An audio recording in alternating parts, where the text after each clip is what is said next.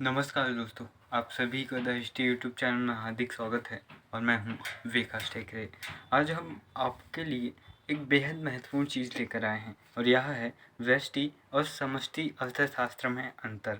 अब इसकी वैल्यू तो आप जानते ही होंगे कि व्यष्टि और समष्टि अर्थशास्त्र का हमारी अर्थव्यवस्था में तो इम्पोर्टेंट रोल है ही, हमारे एजुकेशन सिस्टम में भी इम्पोर्टेंट रोल है। यह 11th-12th से लेकर MA तक हमारा पीछा नहीं छोड़ता। अगर आप BA संकाय के विद्यार्थी हैं तो आइए जानते हैं हम व्यष्टि और समष्टि अर्थशास्त्र में अंतर।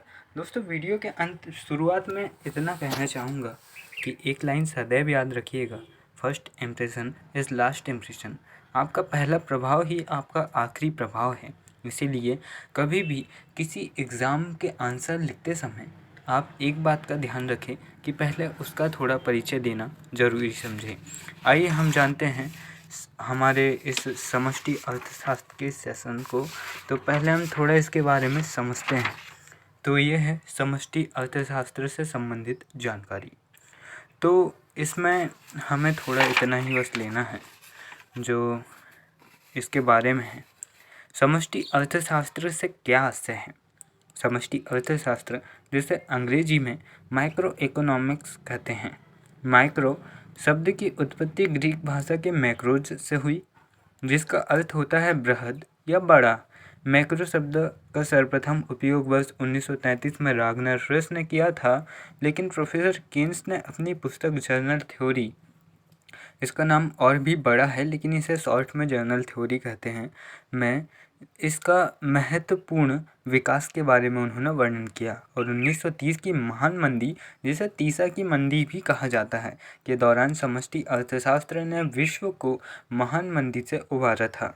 अगर आप समष्टि अर्थशास्त्र की परिभाषा जानना चाहते हैं तो एक परिभाषा सर्वविदित है जो सभी के द्वारा मान्य है, वो है प्रोफेसर बोल्डिंग की। प्रोफेसर बोल्डिंग के अनुसार समष्टि अर्थशास्त्र का संबंध व्यक्तिगत मात्राओं के अध्ययन से नहीं बल्कि इन मात्राओं के समूह से होता है।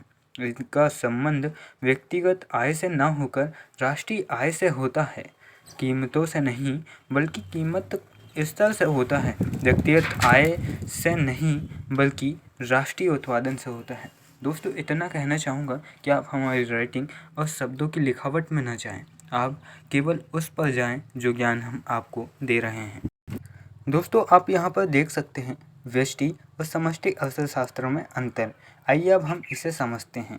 व्यष्टि अर्थशास्त्र का पहला बिंदु है कि व्यष्टि अर्थशास्त्र का संबंध छोटी छोटी व्यक्तिगत इकाइयों के अध्ययन से होता है, जैसे एक व्यक्ति, एक फर्म या एक उद्योग आदि। यानी कहने का यह तात्पर्य है कि जो व्यष्टि अर्थशास्त्र है वो किसी बड़े हिस्से के एक छोटे भाग का ही अध्ययन कर सकता है, क्योंकि इसकी क्षेत्र सीमा केवल इतना ही होता है। और जो समष्टि अर्थशास्त्र होता है वह इकाइयों के योग अर्थात राष्ट्रीय योग का अध्ययन किया जाता है, जैसे कुल राष्ट्रीय आय, रोजगार, कुल विनियोग, कुल उपभोग इत्यादि का अध्ययन हम समष्टि अर्थशास्त्र के अंतर्गत करते हैं। अगर हम भारत की अर्थव्यवस्था का अध्ययन करना चाहें तो हम समष्टि अर्थशास्त्र के अंतर्गत करेंगे।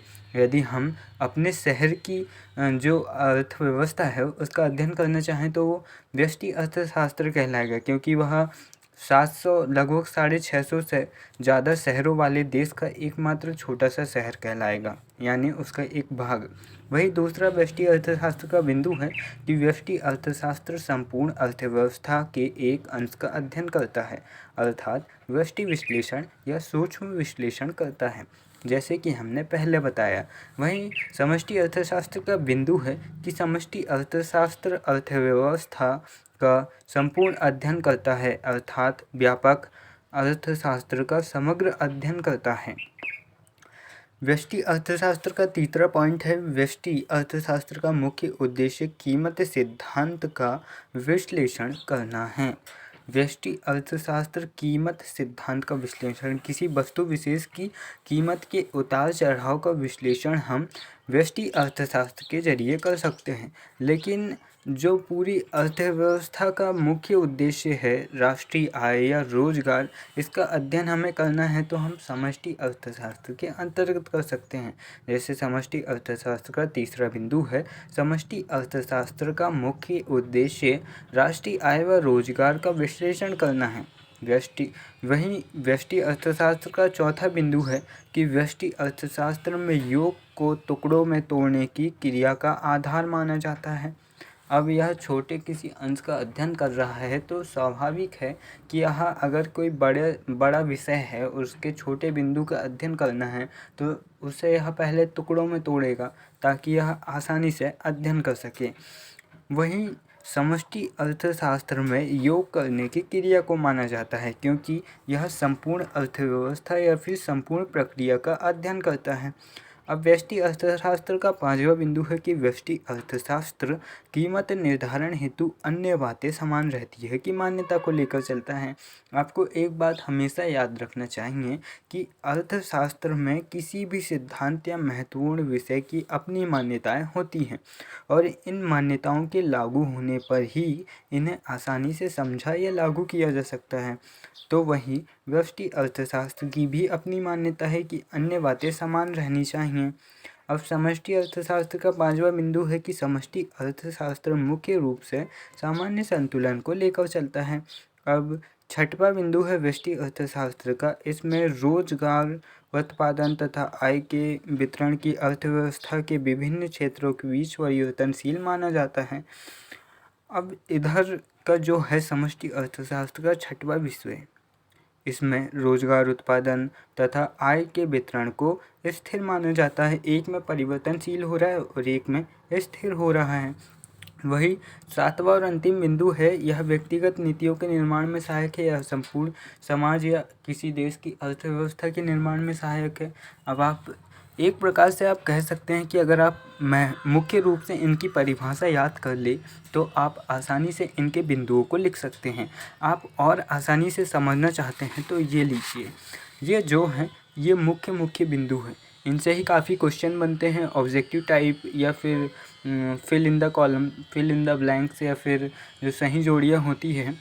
या एक प्रकार से अगर आप व्यष्टि अर्थशास्त्र की विशेषताएँ लिखना चाहते हैं तो आप इधर के जो 8 बिंदु हैं उन्हें लिख सकते हैं। समष्टि में इधर के 8 बिंदु, अगर आप इनकी आलोचना करना चाहते हैं तो अगर आप समष्टि अर्थशास्त्र सही हैं और व्यष्टि अर्थशास्त्र की आलोचना करना चाहते हैं तो आप ऐसे लिख सकते हैं कि व्यष्टि अर्थशास्त्र केवल एक इकाई का अध्ययन करता है जबकि समष्टि अर्थशास्त्र संपूर्ण अर्थव्यवस्था का अध्ययन करता है। व्यष्टि अर्थशास्त्र में जो योग हैं उनको टुकड़ों में तोड़ा जाता है जबकि समष्टि अर्थशास्त्र में टुकड़ों का योग किया जाता है। और एक प्रकार से आप इन बिंदुओं को याद कर ले तो आप समष्टि और व्यष्टि से कई बड़े प्रश्नों को हल कर सकते हैं। और इन बिंदुओं को ही आप जो ऐसे अंतर आएंगे उनमें थोड़ा बढ़ाकर लिख दें। आप केवल इतने ही बिंदु याद करें, जैसे व्यष्टि विश्लेषण एक अंश। अब आप इसे बड़ा करना चाहें तो व्यष्टि अर्थशास्त्र किसी भी अर्थव्यवस्था का एक अंश का अध्ययन करता है। वहीं व्यष्टि अर्थशास्त्र कीमत सिद्धांत का विश्लेषण करता है। वहीं व्यष्टि अर्थशास्त्र में योग को टुकड़ों में तोड़ने की क्रिया को आधार माना जाता है। इस तरह से आप इन्हें याद कर सकते हैं। आपको यह वीडियो कैसा लगा हमें कमेंट में बताएं। हम माफ़ी चाहते हैं कि हम उतने बेहतर तरीके से शायद आपके सामने प्रस्तुत ना कर सके हों, लेकिन हम आपको यह बताना चाहेंगे कि ज्ञान जैसा भी हो, ज्ञान ज्ञान होता है।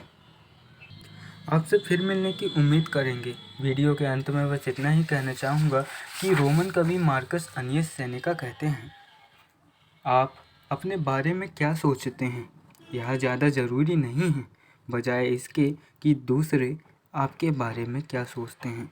इसलिए दूसरों की बातों को इग्नोर करें और आप वही करें, वही बने जो आप वास्तव में हैं। जय हिंद।